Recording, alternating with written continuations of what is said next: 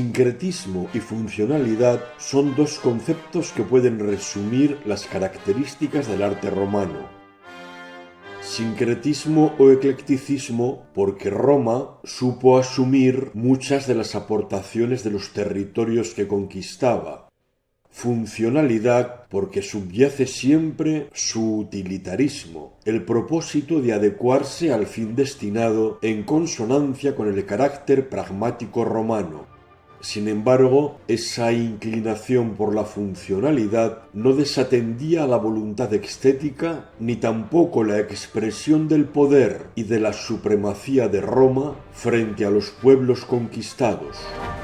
Todo ello, unido a un evidente simbolismo propagandístico, se aprecia en este arco de Constantino de Roma, una muestra de la arquitectura conmemorativa que pretende recordar hazañas y hechos victoriosos de un personaje, exaltando su figura y por extensión poner de manifiesto la grandeza imperial del Estado romano. El arco de Constantino de Roma es un arco de triunfo de 3 vanos. Se trata de una composición de estricta simetría, que busca la armonía y la proporción a la vez que ofrece un aspecto de monumentalidad. Fue construido en el año 315, en el 10º aniversario decennalia del reinado de Constantino.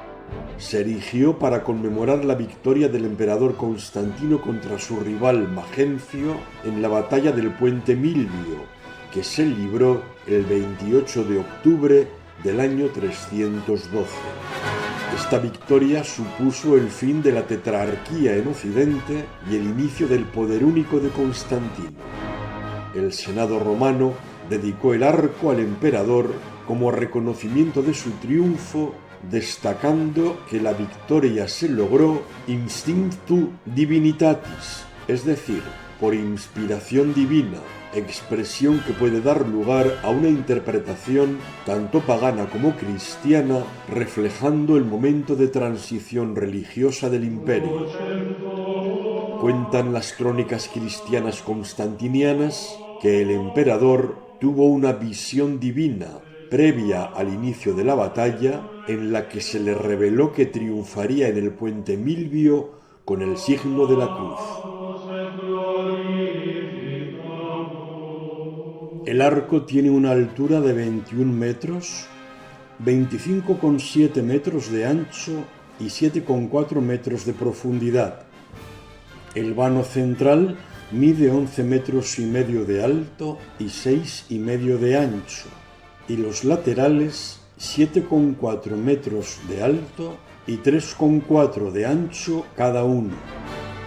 Está alzado junto al anfiteatro Flavio o Coliseo, entre el Palatino y el Celio, en la Vía Triumphalis, por donde entraban los emperadores a Roma tras una expedición victoriosa. Es uno de los 3 arcos de triunfo que se conservan de la arquitectura romana, junto a los de Tito, de finales del siglo I, y de Septimio Severo, de principios del siglo III. La composición arquitectónica es la de un muro en el que se abren 3 arcos de medio punto, el central más alto y más ancho que los 2 laterales, con 4 columnas corintias exentas de mármol numídico levemente separadas del muro, levantadas sobre altos pedestales, soportando entablamento continuo con arquitrabe friso y cornisa y remate en ático macizo con una inscripción conmemorativa, todo ello formando una estructura compositiva acorde con cierta pérdida de la plenitud clásica para dar paso a una mayor pesantez propia de época tardorromana. En el lateral que da al Palatino se abre una puerta que da acceso a una escalera que permite subir a la parte superior del arco. La parte inferior está realizada en mármol, mientras que el ático es de ladrillo revestido de mármol. El arco de triunfo de Constantino tiene adiciones de diversas épocas, con elementos reciclados de monumentos anteriores, realizados durante los mandatos imperiales de Trajano, Adriano y Marco Aurelio, además de las aportaciones coetáneas de principios del siglo IV de tiempos de Constantino. Esta reutilización de esculturas procedentes de otros monumentos previos pudo ser debida a la valoración estética que, iniciándose el siglo IV, se tenía de la creatividad y de la habilidad técnica pasada, difícil de superar por los artífices del momento. Pero la interpretación que parece más sólida sobre el propósito de esta reutilización es la de quienes piensan que el emperador Constantino quiso mostrarse como el continuador legítimo de los buenos emperadores anteriores, Trajano, Adriano y Marco Aurelio, cuyos monumentos fueron utilizados para la construcción y decoración de este arco, retocando las caras de tales emperadores para hacerlos parecidos a los rasgos faciales de Constantino. Se pretendía, de esta forma, en un momento crítico para el Imperio Romano, hacer de Constantino un nuevo Trajano, un nuevo Adriano y un nuevo Marco Aurelio.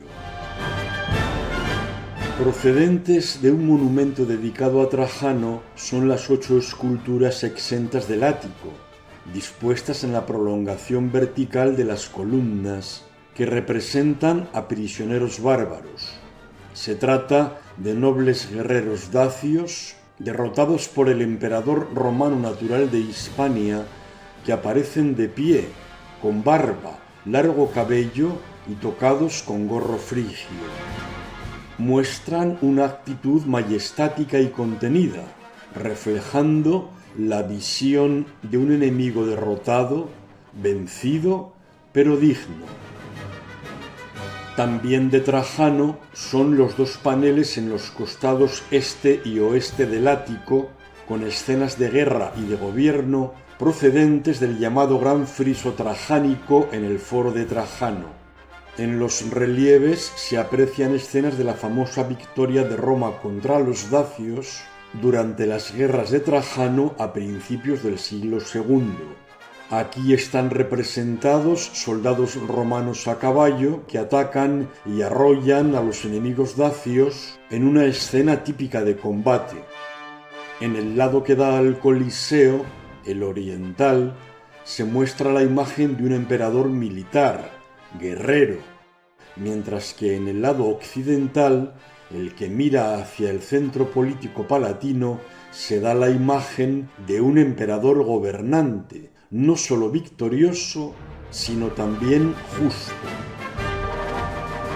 Igualmente son de época de Trajano las 2 placas con relieves del interior del vano central, bajo las inscripciones Fundatori Quietis, al fundador de la paz, en un lado, y en el otro, como libertador de la ciudad, Liberatori Urbis.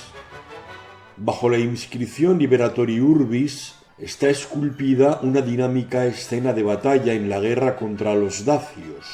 En ella, el protagonista es el emperador Trajano, debidamente retocado en el rostro para hacerle parecer a la efigie de Constantino, montando con vigor un caballo en plena batalla, cargando contra sus enemigos. El ejército romano ataca a los dacios, que son pisoteados y huyen despavoridos. Bajo la leyenda Fundatori Quietis se combinan 2 episodios triunfales. A la derecha se representa una escena bélica en la que soldados romanos montados a caballo derrotan y pisotean a los enemigos dacios. En el lado izquierdo de la composición, el emperador, inicialmente Trajano, ahora reconvertido en Constantino, está de pie entre la personificación de Roma y de la victoria que le está coronando en señal de triunfo, solemnizando la entrada triunfal de Trajano en Roma tras su victoria contra los dacios. En el interior de los 2 arcos laterales había 8 retratos de busto 2 en cada pared, algunos desaparecidos y otros sumamente deteriorados. De tiempos de Adriano son los 8 tondos o medallones del norte y del sur del arco, con escenas venatorias y de culto a los dioses, mostrando una imagen ideal del emperador, valiente en la acción, al tiempo que justo y piadoso. Como todos los relieves de este arco anteriores a la época de Constantino, destacan por su clasicismo, su modelado naturalista, sus proporciones armónicas y el movimiento contenido, fuertemente contrastados con la rigidez, frontalidad y esquematismo de las obras constantinianas. En la fachada sur, en el lado izquierdo, debajo de la inscripción Sic Decem, el primer medallón representa el inicio de una partida de caza y el segundo un sacrificio al dios Silvano. El tondo del inicio de la caza, Profectio ad Venationem, refleja el momento previo a la acción venatoria. La figura principal de la escena es el emperador, originariamente Adriano, con rasgos mutilados y reinterpretados para hacer ver que se trata de Constantino. La expedición sale de un interior por un arco de medio punto y además del emperador se aprecian acompañantes con armas para la caza, un caballo y un perro avanzando hacia un entorno natural como denota el árbol. La caza protagonizada por el emperador es una imagen del buen gobierno.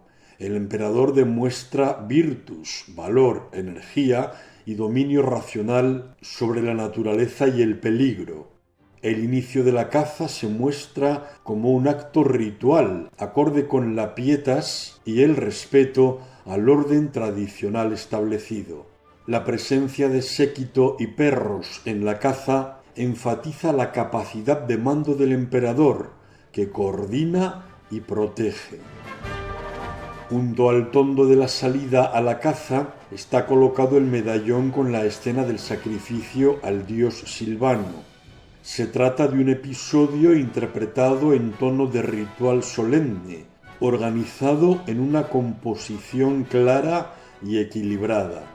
En el centro, el emperador está de pie, ofreciendo el sacrificio ante el altar de Silvano, el dios de los bosques y de la naturaleza salvaje, vinculado estrechamente a la actividad cinegética y al control de la naturaleza por parte de los hombres, de tal forma que el dios Silvano actuaría como mediador entre el hombre y la agreste naturaleza.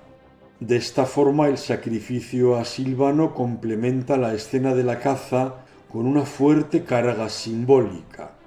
La caza representa la acción física y el dominio del hombre sobre la naturaleza, mientras que el sacrificio muestra la acción ritual y el control religioso, por lo que el emperador se erige tanto como dominador sobre la naturaleza agreste como sobre el orden civilizado, maridándolos idealmente bajo la tutela del Imperio Romano.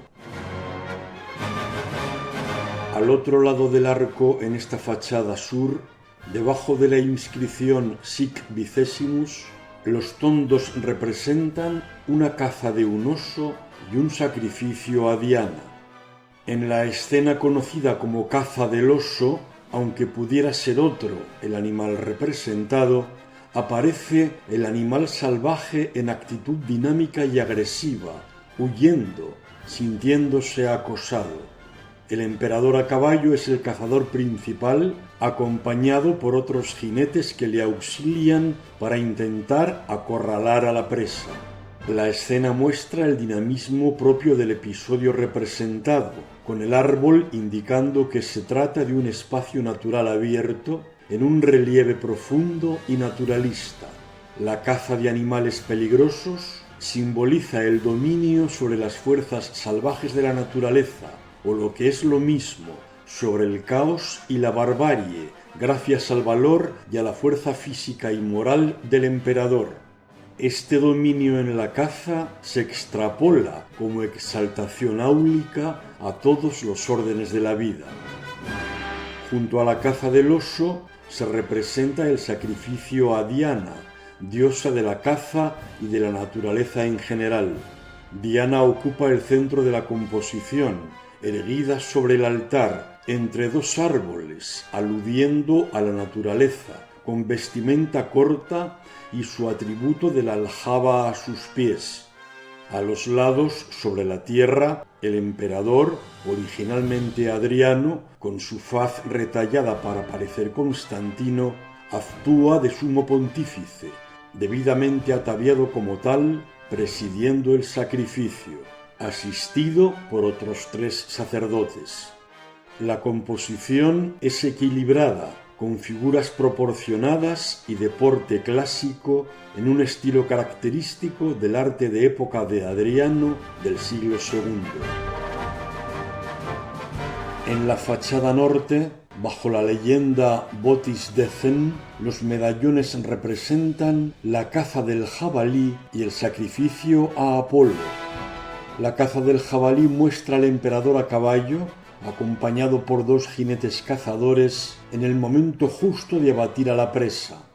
El jabalí, representado de forma sumamente realista, con colmillos, pelo erizado y gesto agresivo, está acosado o abatido por la fuerza y pericia del emperador, armado con una lanza perdida que destaca por su posición central, por su mayor jerarquía visual y por su actitud de dominio. El árbol y el arbusto son los sumarios elementos que muestran la localización del episodio en un marco de naturaleza agreste. Como en todos los relieves reutilizados, la cara del emperador, en este caso de Adriano, fue retocada para adaptarla a la fisonomía de Constantino. El cazador situado en medio, en bajorrelieve, es, según algunas versiones, Antino, el joven amante del emperador Adriano. El jabalí, animal caracterizado por su agresividad, representa las fuerzas desordenadas que amenazan la estabilidad, y su abatimiento muestra, metafóricamente, la capacidad del emperador para proteger a Roma de las amenazas de sus enemigos. La composición de la escena, dinámica, con relieves de distinta prominencia que dan sensación de profundidad, destaca por su calidad técnica. La escena del sacrificio a Apolo muestra al emperador Adriano, reconvertido en Constantino, ofreciendo un sacrificio ritual al dios como divinidad solar asociada a la luz, al orden y a la protección divina del poder imperial. La estatua de Apolo, elevada sobre un altar pedestal con una guirnalda significando el triunfo en la parte inferior, está parcialmente desnuda, acorde con la desnudez heroica propia de las divinidades de la antigüedad clásica. Porta una cítara en su mano izquierda, identificándolo como el dios de la música y de la armonía, y se trata de una figura idealizada, juvenil, imberbe, acorde con su condición de Dios eterno y luminoso. El emperador, actuando como sumo pontífice, está acompañado de 2 asistentes, uno de los cuales sujeta las riendas de su caballo.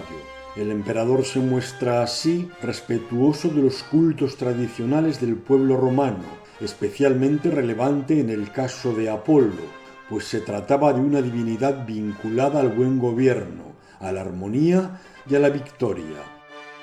Aunque Constantino aceptó el culto cristiano, los relieves de los tondos evidencian su interés por respetar la religión romana tradicional. Al otro lado de este lado norte del arco, bajo la inscripción Botis Vicesimus, se ubicaron los tondos con la caza de un león y el sacrificio a Hércules. La cacería del león muestra las características formales del resto de los tondos de Adriano, con un modelado volumétrico dando sensación de profundidad por el tratamiento del relieve y la superposición de las armónicas figuras, todo con un movimiento contenido y equilibrado.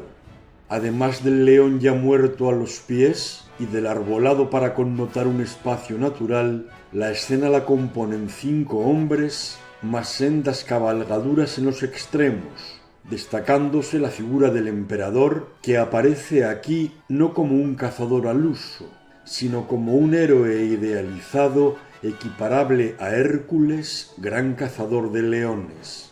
La acción cinegética se interpreta así no tanto como una actividad recreativa, sino como un ejercicio moral y político asociado a la legitimidad y desempeño del poder. El emperador, al dominar a la temible fiera, demuestra su capacidad para neutralizar a los enemigos, garantizar la pax romana y proteger al imperio. El tondo con el sacrificio a Hércules muestra serenidad y contención clásica. Representa al emperador en el centro, de pie, con la toga como indumentaria sacrificial, realizando una libación o vertido de vino desde una pátera sobre el altar flameante. Acompañan al emperador asistiendo al sacrificio 3 hombres con atuendos rituales. En lo alto, Hércules, junto a una guirnalda de victoria, está representado como una estatua, como figura heroica sedente, desnudo, musculoso, con la piel del león de Nemea sobre su cabeza y sus hombros, apoyado en su clava y con una coraza a cada lado. A su izquierda está la victoria.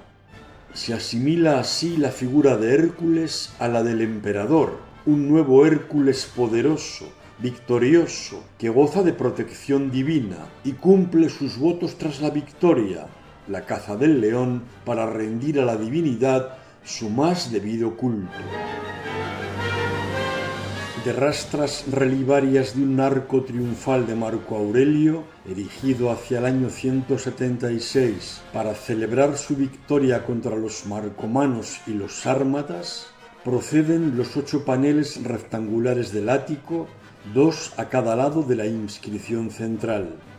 Su estilo concuerda con la época de su ejecución, en la década de los años 70 del siglo II. Se trata de relieves de porte clásico, en composiciones equilibradas y ordenadas, con sensación de profundidad y figuras proporcionadas y naturalistas de volúmenes bien modelados. Cada panel mide unos 3 metros de alto y están esculpidos en mármol. Estos relieves muestran episodios narrativos propios de las campañas militares romanas: salida, victoria, regreso y celebraciones, con el emperador como figura preeminente al que acompañan soldados, prisioneros y personificaciones alegóricas. En el lado septentrional del arco, el panel del extremo izquierdo representa el Adventus o entrada ceremonial del emperador a Roma. El relieve muestra a Marco Aurelio entrando victorioso en la ciudad, recibido por figuras alegóricas y por el pueblo. Es el regreso a Roma tras el final victorioso de la campaña. El emperador, con porte sereno y majestuoso, lleva el cetro de mando en su mano izquierda, mientras que eleva su mano derecha, perdida, en conversación con la personificación de Roma, figura de rutilante mujer armada. Entre el emperador y Roma, una mujer, con su carga de copiosos frutos, es la representación alegórica de la abundancia que conlleva la paz victoriosa. Detrás del emperador está Marte, dios de la guerra, con indumentaria militar, y un joven togado representa al Senado y pueblo de Roma, que también se adhieren al homenaje y al recibimiento imperial. Encima del emperador, la victoria alada homenajea a Marco Aurelio desplegando una guirnalda en señal de triunfo. Como ambientación de fondo, en la parte superior se aprecian nítidamente edificios romanos asociados a la ruta triunfal, como el Templo de la Fortuna y la puerta que daba acceso a la Vía Triumphalis. El relieve aledaño de esta parte norte del arco representa la profectio o salida de la ciudad camino al campo de batalla. El emperador abandona Roma despedido por una personificación de la Vía Flaminia, calzada de salida hacia el norte que ocupa el ángulo inferior derecho de la composición.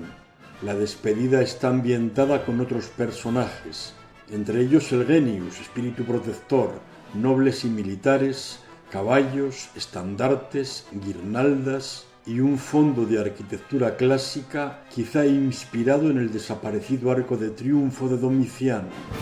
El relieve transmite un elogio directo a la figura del emperador como jefe valiente que va a la guerra para defender a los romanos, en este caso concreto a las guerras marcomanas en la zona del Danubio contra germanos y sármatas. Elogio en su momento dirigido a Marco Aurelio, actualizado en la figura de Constantino. Al otro lado del arco, en esta misma parte norte, el siguiente relieve representa al alargitio, o distribución de dinero al pueblo. La escena está compuesta de dos partes. Arriba, sobre una plataforma, el emperador, sentado en el trono, reparte monedas a la población como muestra de su largueza y liberalidad. Le acompaña una corte de 4 patricios, recortándose todos ellos sobre un fondo arquitectónico arquitrabado con 6 columnas de cuyos capiteles penden guirnaldas. En la parte inferior está la población socorrida por la generosidad imperial, representada por una pareja con su hijo, llevado a hombros por el padre, un anciano acompañado por un infante y otro personaje más de espaldas dirigiéndose al magnánimo emperador. Algunos expertos aseguran que esta última figura representa a Cómodo, el hijo y sucesor de Marco Aurelio, posteriormente descabezado a propósito en un ejercicio de damnatio memoriae tras ser asesinado en el año 192. En el extremo de ese lado, la escena representa un interrogatorio de un prisionero germano. Los prisioneros de guerra son llevados ante Marco Aurelio, que está sentado en un alto pedestal, asistido por un oficial. El emperador parece estar interrogando a un cautivo bárbaro que responde a la pregunta, debilitado, sostenido por un joven y con otros prisioneros que parecen reforzar la respuesta al interrogatorio. Completan la escena otros prisioneros bárbaros, soldados romanos, un estandarte con el águila imperial y 3 signos de campo.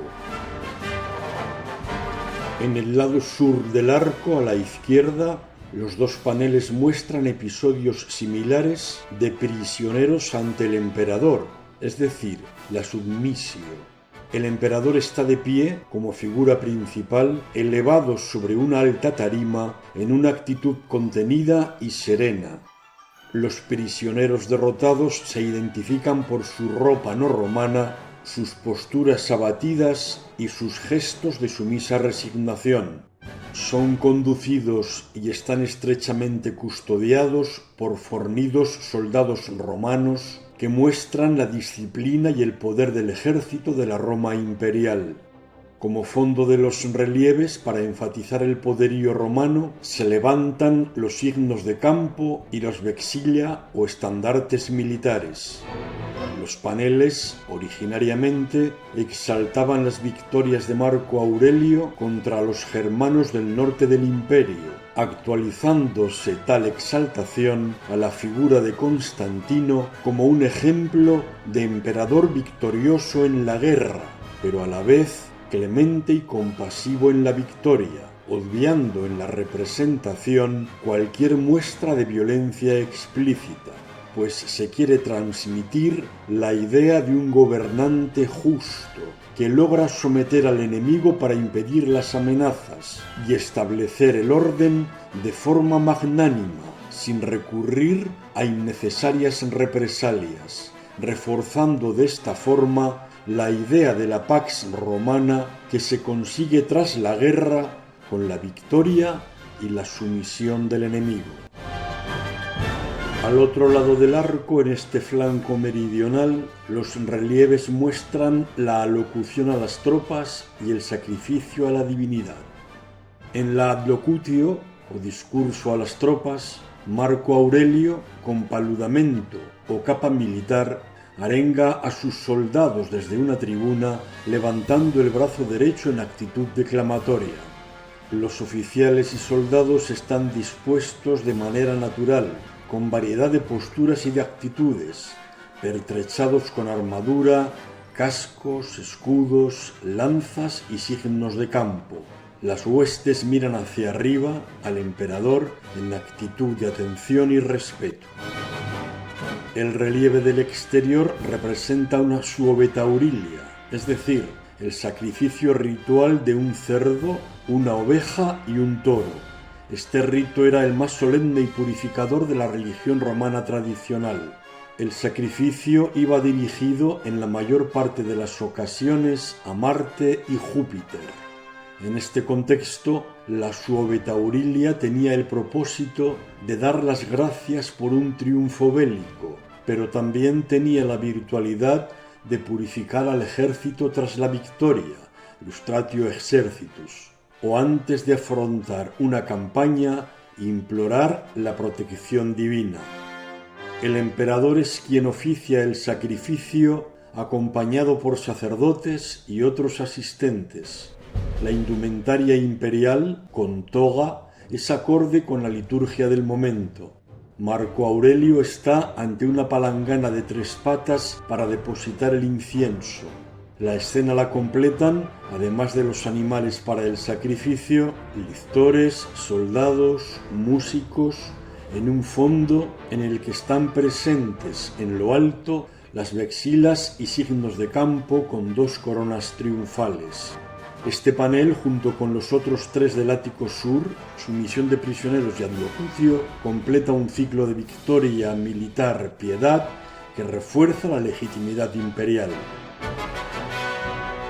De la época de Constantino son los 24 relieves de los pedestales de las 8 columnas, los de las enjutas, los 2 tondos laterales y los 6 frisos que rodean todo el arco. En los pedestales de las columnas están representados de forma reiterada soldados romanos y prisioneros como muestra de la fortaleza de Roma, así como personificaciones de la victoria portando ramas de palmera aludiendo al triunfo con la derrota sometida a sus pies. Las enjutas de los arcos centrales representan victorias, las del sur con las personificaciones del verano y del otoño, y las del lado norte con las de la primavera y el invierno. En los arcos laterales, los relieves de las enjutas son alegorías personificadas de ríos. En el tondo del este está representado el Sol Invictus o Helios, montando un carro de 4 caballos, conducido por la estrella de la mañana, aunque según otras versiones, el conductor de la cuadriga sería Fósforos o Lucifer. El tondo del oeste representa a la luna o Selene conduciendo su carro de 2 caballos hacia el mar, representado como un varón. En los frisos que rodean todo el arco se representan diferentes episodios heroicos de Constantino. En el friso oeste se colocó la salida de Milán. En el lado sur, la conquista de Verona y la batalla de Puente Milvio. En el este, la entrada triunfal en Roma tras la victoria. Y en la parte norte, el discurso de Constantino en el foro y el reparto de dinero y víveres. La salida de Milán ocupa todo el flanco del poniente, bajo el tondo de la luna. Constantino, al frente de su ejército, en recorrido procesional hacia la derecha, sale de la ciudad que le es fiel para liberar a Roma de Magencio. Se aprecia un carro tirado por 4 caballos, otros equinos y las tropas de combate, con soldados algunos con sus pertrechos militares, lanzas, espadas y escudos, y otros portando signos de campo con las imágenes de los dioses a los que se invoca auxilio y protección en la batalla. Bastantes soldados están tocados con el Pileus Panonicus, un gorro de fieltro puntiagudo muy usado en la provincia romana de Panonia, en el Danubio medio. Ya en el lado sur, bajo los tondos de la salida a la caza y del sacrificio a Silvano, la conquista de Verona muestra a los soldados armados y protegidos con escudos atacando las murallas de la ciudad. Verona era una plaza estratégica controlada por Magencio y defendida por su general Ruricio Pompeyano. Su caída en el año 312, además de ser un duro golpe contra el régimen de Magencio, permitió abrir a Constantino el camino hacia Roma. En el relieve, la ciudad amurallada ocupa gran parte de la composición, con torres y puertas perfectamente apreciables. Los soldados de Constantino escalan las murallas, atacan con armas y rompen las defensas de la plaza. Tanto dentro de la ciudad como en sus alrededores se libran intensos combates. El emperador está tratado en mayor tamaño para resaltar en perspectiva jerárquica su protagonismo. Sin embargo, Constantino no figura luchando directamente, sino dirigiendo la acción como figura ordenadora, superior, exonerada del caos propio del combate cuerpo a cuerpo, y protegido y homenajeado por una victoria que le va a coronar como triunfador. Completa este flanco meridional la escena de la batalla de Puente Milvio, bajo los medallones adrianeos de la caza del oso y del sacrificio a Diana. El friso plasma la batalla librada el 28 de octubre del año 312, que enfrentó a Constantino y a su rival Magencio a orillas del río Tíber, cerca del puente de ese nombre. La escena muestra soldados en pleno combate cuerpo a cuerpo, en una composición dinámica y abigarrada. Los soldados de Magencio, reconocibles por su armadura de escamas, aparecen en desorden, muchos cayendo o ahogándose en el río. Se aprecian caballos encabritados, armas en alto y cuerpos superpuestos, incidiendo en la sensación de caos y de violencia. A la izquierda se representa el puente Milvio con el río Tíber fluyendo por uno de sus ojos, incluyendo, además de las aguas, su figura alegórica. Como en el caso de la conquista de Verona, el emperador Constantino no interviene directamente en la guerra, sino que dirige el combate entre las alegorías de Roma y de la victoria. La parte oriental, bajo el medallón del sol, acoge la entrada triunfal del emperador Constantino en Roma tras la victoria de Puente Milvio, mostrando, con su regreso solemne y victorioso a la urbe, su propósito continuador de la tradición romana imperial. Se aprecia en el friso la llegada del ejército victorioso, disciplinado, uniformado y marchando en formación. Aparecen soldados tanto de infantería como de caballería, con vexilas y dracones o banderas de dragón.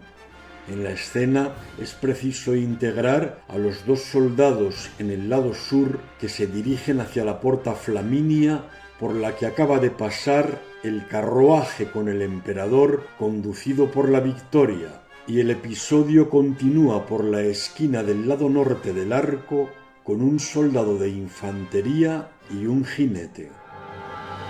El discurso de Constantino está plasmado en la parte norte del arco, bajo los tondos de la caza del jabalí y del sacrificio a Apolo. El emperador, rodeado de senadores, está de pie, levantando los brazos en actitud declamatoria En el centro de la plataforma o rostra del orador en el foro, con antepechos laterales de celosía. En cada extremo de la tribuna está colocada una estatua sedente representando a los emperadores Adriano y Marco Aurelio. En el fondo hay unas columnas con las figuras de Júpiter en el centro y de los tetrarcas a los lados.